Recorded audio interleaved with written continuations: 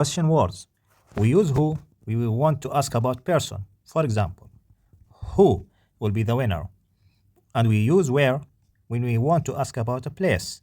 For example, where do you live? And we use when we want to ask about time. For example, when is the next World Cup? And we use why when we want to ask about a reason. For example, why did you break the glass? And we use what when we want to ask about things. For example, what do you want to eat? And we use how when we want to ask about method. For example, how do you learn English?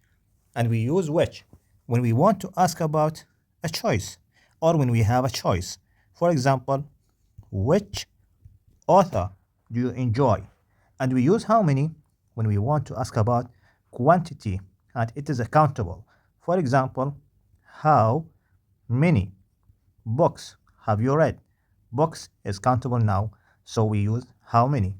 And we use how much when we want to ask about quantity but it is uncountable. For example, how much sugar would you like? Sugar is uncountable. What about the last one?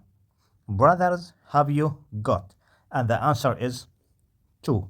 What do you think about the correct question word? Write it in the comment.